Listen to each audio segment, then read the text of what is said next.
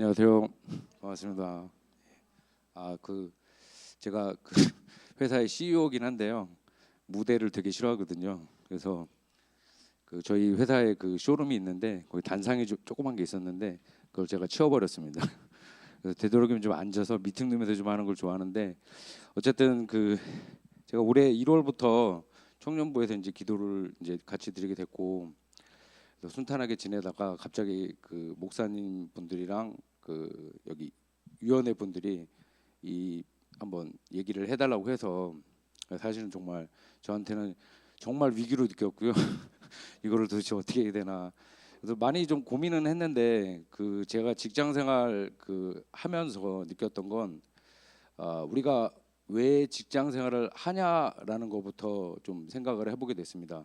저는 MBTI는 ISTJ고요. 그리고 A형입니다. AI라서 지금 되게 좀 많이 떨리는데 제가 경험상 했던 거를 그래도 좀 부드럽게 좀 설명드리겠습니다. 얼마 전에 바카스 CF 있었죠. 어떤 여자분이 어머니한테 학교 나가기 싫다. 그래서 이제 어머니가 네가 선생인데 학교 가야지. 저도 사실은 저희 어머니한테 일요일만 되면 같이 식사하면서 얘기를 합니다. 회사 가기 싫다고. 근데 어머니가 그러면 용돈은 누가 주냐? 니네 회사는 어떻게 하냐? 뭐 이렇게 얘기하는데 저도 사실은 월급쟁이고요. 제가 오너가 아니고 그리고 아식스는 자회사로 돼 있고 일본의 자회사고 저도 월급쟁이고 그리고 실적에 따라서 이제 지사장이 금방금방 바뀔 수 있습니다. 임원까지 정도는요. 그래서 항상 실적을 잘 만들고자 열심히 노력하고 있고 근데 제가 직장 생활을 한 28년 정도 하면서 어떤 경험치들이 내가 이거를 할 수 있게 만들어 줬는지를 좀 고민해 봤고요. 제가 처음에는 IMF 때 졸업을 해서 작은 가방 회사에 갔습니다. 지금은 신성통상이라고 탑10 브랜드를 유통하는 회사죠. 그 회사가 처음에는 이제 아이찜이라는 가방을 만들었고 그리고 제가 그 회사에 들어가서 했던 일은 전국에 있는 상권들 한 150군데 정도 되거든요. 거기에 가서 이제 모는 조기를 갖고 하나하나 손으로 그리는 일들을 했습니다. 그래서 그걸 다 그린 다음에 위에 보고 드리고 사진 붙여서 이 매장이 이렇게 오픈을 하겠다 이런 일들을 주로 했었어요. 처음에는 저도 되게 작은 회사 제가 생각했던 것보다 작은 회사에 들어가게 됐고 그러면서 이제 실망도 많이 했죠. 그래서 이제 아까 목사님이 좀 말씀해 주셔서 감사한데 제가 술을 좀 많이 좋아해서 술을 많이 먹었습니다. 술로 이겨냈고요. 그러다가 네이버에 잡 공고가 떴고요. 그것이 저한테 정말 큰 기회였고 그래서 나이키에서 나이키 영업부에서 상권 개발팀 오픈을 하기 위해서 워낙 그때 되게 오픈을 많이 했기 때문에 상권을 잘 알고 그리고 그걸 잘 보고할 수 있는 그런 사람을 뽑았어요. 그래서 제가 거의 정말 턱걸이로 입사를 하게 됐고요. 영어 시험에 거의 턱걸이로 붙어서 영어 테스트를 하거든요.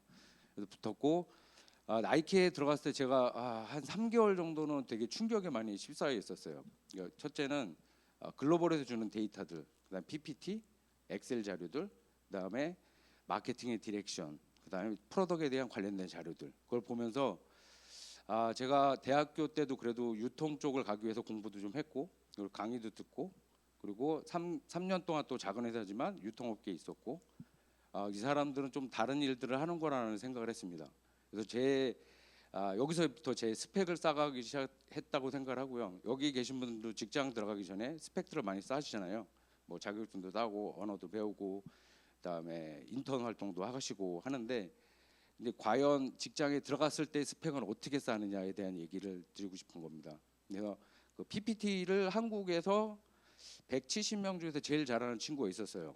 그 친구가 PPT를 보내줄 때마다 저는 사실은 부러움과 그리고 가장 내면의 얘기는 시기. 왜 나는 저렇게 못 만들까? 이런 게 있었고요. 그래서 그 PPT를 줄 때마다 똑같이 만들어 보는 연습을 했었어요. 그래서 한 1년 정도 되니까 그 친구 거는 다 똑같이 만들 수 있게 됐고 그리고 이제 글로벌에서 오는 PPT는 좀 더 함축적인 의미들이 있는 것들이 있거든요. 미국 분들은 약간 그런 걸 좋아하셔서 그 PPT와 스크립트를 거의 똑같이 한 1년 정도 하니까 거의 비슷하게 만들게 됐고 그래서 그게 저한테는 큰 무기가 됐어요. 그래서 이제 예를 들면 영업부에서는 한 3명 중에 1명, 그러니까 PPT를 잘 만드는 친구 중에 1명으로 들어가게 됐고, 그리고 이제 이제 회사 전체 한 170명 중에서는 10명 안에 들게 됐고, 그리고 이제 또 제가 사실은 그 저희 세대는 엑셀을 많이 다루던 세대는 아니고요. 그래서 이제 나이키에서 엑셀을 되게 잘하는 친구들, 특히 파이낸스 쪽에 계신 분들이 엑셀 자료를 공유해 주시면 그 P&L이라고 하죠. 회사의 P&L, 프로핏 앤 로스를 뽑는 자료가 되게 복잡한 자료가 있거든요. 그 회계 장부 같은 거죠. 그걸 분석을 해야 되는데, 그 분석을 했을 때 이제 저도 그때 저는 항상 좀 시기가 많아서 그걸 보면서 그냥 결과치만 보면 되는데, 요 요소마다 요런 어떤 식의 공식들이 들어가는지가 되게 궁금했고요. 그래서 한번 커피도 사주고 밥도 사주면서 제가 배우게 됐고, 그래서 그거를 좀 뜯어서 보다 보니까 영업부에서 이 P&L 관련된 미팅을 할 때는 또 제가 가게 되고 재경부랑 얘기를 하게 되고, 그래서 그게 저한테는 또 하나 스펙이 됐고, 그리고 이런 하나하나의 스펙들을 쌓아가면서 그 어쨌든 위에 이제 팀장이나 위에 부서장들이나 위에 이제 사장이나 이런 분들은 사실은 이렇게 좀 볼 수밖에 없어요. 왜냐하면 이 친구가 다음 팀장이 될 수 있냐, 그랬을 때, 그리고 이 친구 다음에 임원이 될 수 있냐, 이런 걸 했을 때 이 사람이 각자의 맡겨진 업무에 대해서만 할 수만 있는 사람인지 아니면 다른 부서와의 협업을 할 수가 있는 사람인지도 많이 보게 됩니다. 그래서 또 하나 예를 들면 그 저희 프로덕트 쪽에 이제 제품을 미국에서 골라오시는 분들이 있죠. 골라오시면 저 영업부 직원들 한 120명을 상대로 PT를 하세요. 이런 제품이 있고 이런 기능이 있고 이건 작년 거랑 어떻게 다르고 우리 경쟁사랑 어떻게 다르고, 그러니 니네들이 점주님들을 잘 모시고 잘 설명을 해서 많이 팔아야 한다, 이런 얘기들을 하거든요. 근데 그 부분에 대해서도 좀 공부를 하는 게 좋아요. 그러니까 다른 부서랑 또 나중에 팀장이 되고 임원에 대해서 얘기를 하려면 제품에 대한 얘기, 제품을 어떻게 갖고 오는지, 어떤 바잉을 해서 어떤 판매율을 통해서 어떤 목표를 가져가는지, 영업이익을 남기고자 하는지, 이런 식으로 그들의 또 프로세스가 있거든요. 그래서 보통 보면 많이들 요새 젊은 분들이 얘기하시는 게 워크앤 밸런스라고 말씀들을 많이 하시는데, 그 야근하라는 얘기는 아니고요. 그 워킹하면서 워킹아워 안에 충분히 해내실 수 있어요. 그리고 아까 목사님도 말씀하셨지만 담배 안 피러 가고 술 안 먹으러 가고 그다음에 어울리지 않고 뭐 그런 걸 다 넘어설 수 있는 게 제 생각엔 이런 식으로 남들이 좀 잘하는 거, 그다음에 남들이 못하는 거 배울 필요가 없죠. 잘하는 거 이렇게 자기 하나하나의 기술로서 파일링을 해 나가면 그거를 분명히 위에 분들은 알아주십니다. 제가 나이키에서 4년 정도 있다가 팀장을 달게 됐고요. 그때 팀장을 달 때도 팀장의 후보들이 한 7명 정도 있었고 2명만 달 수 있는 기회가 있었거든요. 그래서 저도 많이 노력을 해서 그 이런 식의 스펙을 쌓아놓은 걸 어쨌든 위에서는 보시고 인정을 하실 수밖에 없습니다.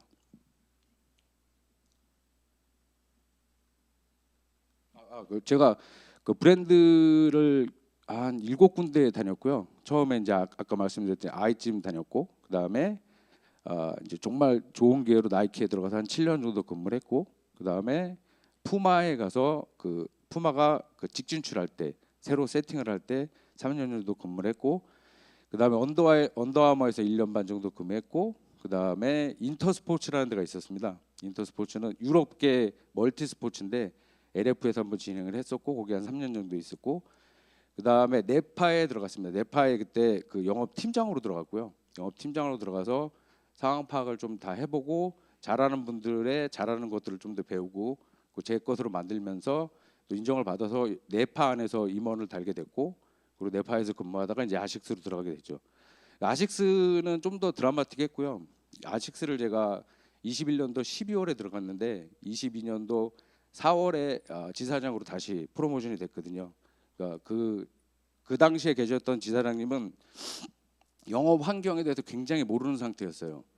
그러니까 마케팅 출신인데 그분이 좋은 예인데 마케팅 출신인데 마케팅만 되게 잘 아시는 분이고 재경 쪽도 잘 모르시고 프로덕트 잘 모르시고 영업 환경도 모르시고, 그러니까 이런 부분이 이제 그동안의 아식스를 한 6년 정도를 영업이익이 계속 마이너스를 만드셨죠. 그래서 가장 중요한 포인트는 유통의 어떤 그 개혁이 필요했고요. 그리고 저는 사실은 12월에 입사해서 1월 달에 이제 일본 본사에 제안을 드렸습니다. 유통 개혁이 없으면 이 브랜드는 이 지사는 한국에서 철수한 게 낫다, 이런 식으로 이제 얘기가 돼서 자료를 제가 보여드렸고, 혹시나 아시겠지 모르지만 제가 한 2년 동안 130개 매장 비올 매장을 다 전부 접었거든요. 그 접으면서 매출이 거의 50% 정도 급감했고 그 중에 30%를 이커머스 매출로 메꿨습니다. 그러니까 이 유통업계에서 이 매장의 영업이익은 보통 10% 정도고요.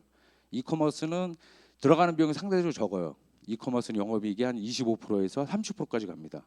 그러니까 매출은 줄었지만 다 이제 메이크업이 됐고 현재는 이제 좀 젊은 분들이 좋아해 주시고 이제 스포츠 브랜드에서 좀 인정을 하는 다시 이제 아식스가 이제 좀 탄생하게 됐고 그래서 아직은 조금 더 몇 년 더 일을 할 수 있을 것 같고요.